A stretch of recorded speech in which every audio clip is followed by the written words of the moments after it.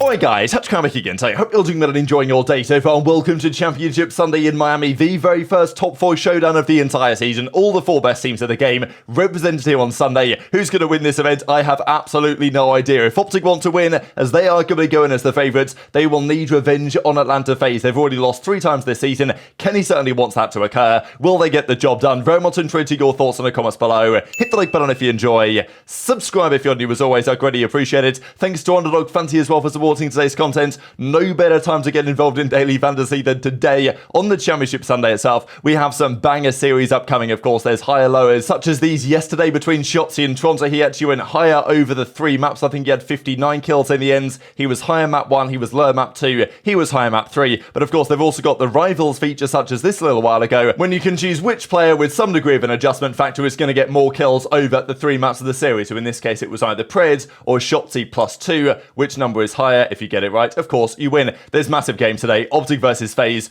Toronto versus the New York Subliners in the losers bracket. If you are in any of these eligible locations and looking to get involved, use the link in the description box below. Use code RAB and they'll match any deposit you make up to the value of $100. Let's dive straight in because there's lots of drama and challenges as well. Miami Heretics, they have won a grand total of 0 maps on LAN so far this season. They may well need a change. Are they going to go away from the Spanish thing? No. Are there better Spanish players out there than they presently have? Arguably, yes. I've said this for quite some time. 5 Media Clan. These guys are doing very well today in the challenger side. They might even win the whole thing. Of course, we'll discuss that in due course. This, though, was a post-match stat yesterday between these guys. We've got Renkor, Sukri, Super, and Yako, and these guys were frying Cammy, Pentagram, Yeez, and Shawnee. So just kind of goes to show that there are some real talents out there. And if they need some new Spaniards, it's something to think about. Unfortunately for Real, who they signs as seemingly their new Spaniard, he says this: let me out. And, well, here's Bugs Bunny stuck in jail. What this seems to be is that, yeah, he might be trying to get his visa, but it ain't happening anytime soon. And this is the concern, that if he got denied for his visa because Carolina messed it up, which they probably did, I don't really know the full story on that. I can't imagine it's easy for Heretics to get it sorted. I'm sure they'd love to get him out there, right? Because they clearly need to do something with their roster. I'm sure they'd want Real to get it done. But this is the problem that you run into if you can't get the visas. You know, playing in the CDL obviously is rather a big challenge. So there's other options that Heretics could take, but it ain't looking so good for them right now. Someone else that's not looking so good for is Donnie Temp, of course, because this is a massive event. This is probably the most important challengers event of the entire year, because as we have seen so far this weekend, there are plenty of teams that need to make roster changes. There is a good 2-week period after this major where they can, and this is probably the period from now to the end of the year we'll get the most changes, because after Major 3, I think there's like 3 or 4 days until the Major 4 qualifiers start. And obviously then it's closer to champs, so you don't really want to tweak too much maybe. So now is the time that teams will make moves to prepare for the rest of the season. You really needed to do well this weekend in challenges to make that occur. Temp didn't have the weekend that they wanted. There was also some drama though about, you know, teams stair glitching, snaking, using triple trophy systems in challenges. Am I surprised? No, it's challenges. There's always going to be some sort of drama, but yeah, nonetheless interesting. So this is how the challenges bracket looks going into the Sunday. Gunless's team, they're in the winners finals with Classic, Dak, and 04. They took down FaZe Clan Black there in losers. So that's Jodeci's, Brack, Exceed, and Rex. They played Team War, which is actually a really big game. That of course is the European guys, but obviously there's other European teams as well, such as OmTic, Weeman, Mythics, Hixie, and Vortex. They're really good. They play Shawnee and Cammy of the Boston Academy here, and then we've got the Spanish guys up in the winners bracket as well. So this is fascinating to see how this is going to trend. And the winner, second place, third place, those are the guys more than likely that are going to end up getting signed into the league. But yesterday we also had another series of play, Ultra versus Gorillas. I didn't talk about it last night because it was getting late and I thought, you know what, probably Ultra will win. But this did get pretty tasty, to be honest, right? Gorillas are definitely a different team when it comes to a LAN environment, but I, if anything, think this says more about Toronto's fall off in their search and destroy than it does about Gorillas. I think Gorillas need a lot of credit for their search though, because they've clearly been working hard on it and it's working out well for them. But they did win the search and destroy again here against Ultra, and Ultra's S&D record is so bad in their last couple of series. I think they've only won like 30, 35% of their search and destroy rounds this stage, which is absolutely absurd to think about for the team that dominated search and destroy back in Major 1. And unfortunately for Gorillas, I don't really know if the referees just wanted to go to bed because it was getting late, but there was an issue for DiamondCon Connor with his controller and his PC or whatever he had, and the ref said they had to run it anyway. Unlucky guys, we want to go home, so you got to run the series, and maybe they'd have lost anyway, but I'd be fuming, you know, like this is a good chance for these guys to get some more points on the board.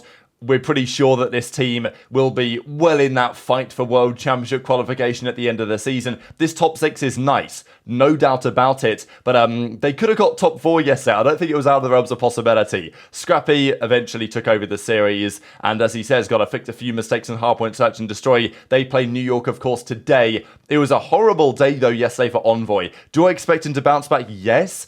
And is his KD this season substantially better than Hixie's was last year? Also, yes.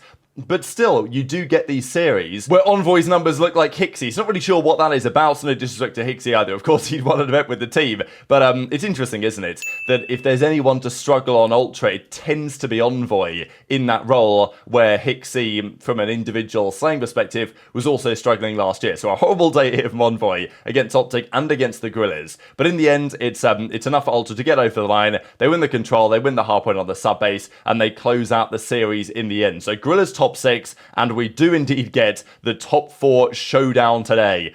Obviously, we're going to get some body shots here from Cellium. We saw it yesterday. We're going to be seeing it again. I know the guys on the flank were talking about this yesterday, that in scrims, it seems Cell has also been shooting bodies up against Miami, and Lucky was like DMing him and saying, hey, like, is there a problem with your right trigger? Why are you shooting all these bodies? And Cellium didn't want to say much as a result of that, but I wanted to share a clip here, just reaction to this series, because this is what it's all about. LAN Call of Duty in front of a crowd when OpTic made this crazy comeback up against the Toronto Ultra on the Skid Row. I thought it was pretty funny as well. I didn't even really notice this at the time, that Pred, he went to talk trash to Ultra, but he looked to the right, and then he realised that actually, hang on, they're on the left side of the stage, or okay, they're on the right side of the stage as we view it, but they were on his left, so then he had to like turn around and talk trash the other way, and looked like pretty good sportsmanship here from Scrappy actually after this series, and I'm sure he believes they can still come back in this one, but I'll just share this clip and then we'll talk about the games of today.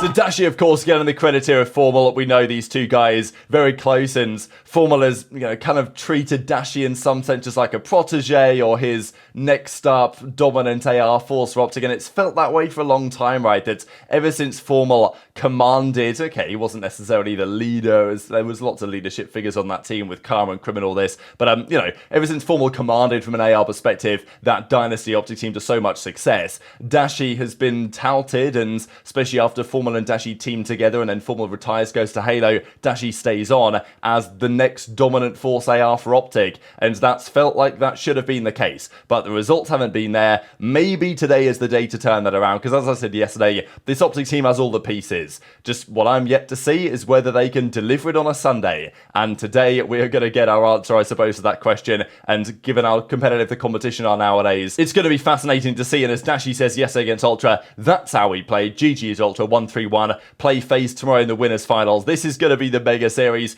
Pred as well has just, I mean, what a player this guy is. He hasn't gone negative on LAN so far, I'm pretty sure, this season, even in the series, and his highest KD career tournaments are as follows. These aren't so bad, given he's only been around the league for a couple of years. Major 123, he has a 1.17. Major 1 2024, he had a 1.23. Even this year when OpTic didn't do so well. Major 4 2023 at 1.24. And then last year's Major 3, he had a 1.25. So he's had some dominant individual tournaments, Pred. And this tournament, he's again at a 1.25. So the guy turns up on LAN. He's always going to deliver a good performance. You know what you're getting from Dashy most of the time. You typically know what you're getting from Kenny on LAN. Shotzzy's no doubt the X factor. So, you know, when he plays well, the team just tends to win. We'll see how this goes. Obviously, only a couple of series in so far, but it's not like they've played bad opposition. Okay, they played Miami, they're not great, but Toronto, the Major 1 champions, right? So that's very impressive. We saw this clip as well the other day from Kenny, who said, yeah, we want to get our revenge against FaZe, and frankly, they will need to get revenge against FaZe because that is the way the tournament plays out. This is the way the bracket presently is. If OpTic were to lose to FaZe, then they would need to beat them in the finals. They've got to beat FaZe today if OpTic want to win the event, obviously. That's just how it goes. And maybe as expected, well, very much as expected, we have the top 4 on the championship Sunday, but it was OpTic FaZe in the winners finals. They played 3 times already this year, twice at Major 1, once in the qualifiers going into Major 1, FaZe won every time. But for the last couple of seasons, OpTic have had FaZe's number. So the question was, why was it different during Major 1? At the time, I just felt like FaZe were comfortably the better team. Now, I don't think that's the case, and I just wonder whether any of these like mental block questions will come back into play when it comes down to this series. I don't think that's the case though, and I do think that it's massively dependent to some degree on how the map pool is going to play out in this particular series. Where I think OpTic need to be a little bit concerned is the way the search and destroys might potentially play out. I do feel that if OpTic win this series and they go to the grand finals, they'll have the veto advantage in the finals. And there, I would definitely favour OpTic, I think, because they can get rid of the maps they don't want to play. Whereas in this series, it's going to be interesting, right? Because there might be a terminal search and destroy in here, where OpTic lost it to New York the other day, and then New York got super hard countered by FaZe on it just yesterday. That's a scary one, I think, for OpTic to play. Do they want to play FaZe on Rio hardpoints? Probably not as well, because FaZe beat New York on it the other day, and OpTic banned Rio hardpoint against Toronto. They might want to play Karachi hardpoint that they beat Toronto on yesterday, but FaZe are also really good at Karachi hardpoint. So I'm looking at the series, I think there's a few things that actually say that FaZe are in a really strong position here, but in the control, FaZe have lost both controls they've played so far, and OpTic look great in that mode as well. So I think that OpTic are leading their way in the control. I'm having them splitting the respawns probably, or at least splitting the hard points, I guess. And then it comes down to some of the search and destroy play. I'm guessing OpTic will get rid of high-rise search. They don't like that. They probably don't want to play it. So, you know, they might end up screwing up on an invasion here, search and destroy, and having to win that. I'm guessing that's probably how it's going to go here. So we'll see. Again, I feel like it's going to be a game 5. Whoever wins this series, I think, does win the tournament. That's my feeling. The only other team that I feel could win the tournament is actually the Subliners. Toronto could still win it. Obviously, there's the Major 1 champions, but I just think they look too vulnerable in their search and destroys. The best of 7 finals is a 3 search and destroy best of 7 finals. Like, can you really see Toronto winning that if they made it there? Not on their recent evidence, right? Maybe if Envoy turns it around big time today, sure. Can they beat New York? Sure. Are Toronto winning the tournament? I think no. I think the Subliners can. I genuinely think they are capable, especially with the way Kismet is and like the fact that that team kind of does have the dog in them. I don't know if Simp does have it as much as Priestahh did, though. I'm not going to lie. So that is still a question for me. I think the Subliners will win this series, but I had a feeling last night that if it was going to be OpTic FaZe, I was going to lean OpTic's way, and also I need to because Octane has gone for FaZe to win this tournament, and he's now ahead of me in the predictions by 1 point. So I need to pick OpTic to win. I'm pretty sure if I want to get the W. So that's what I'm going to do. I'm going to go New York beat Ultra. I'm going to take OpTic over FaZe. The New York FaZe like rematch, I think, could very much go either way. And that's going to be really interesting. But I think either way, I've got OpTic closing it out in the finals if they were to win. This is, though, the final test for OpTic because there's no doubt in my mind they've got all the pieces they need. Whether they can do the job on the championship Sunday, that is still one question that needs to be answered. But very much interested your thoughts on all this stuff in the comment section below. Hit the like button if you enjoyed. Subscribe if you're new. Thanks to Underdog Fantasy. Take care of yourselves, and I'll see you next time.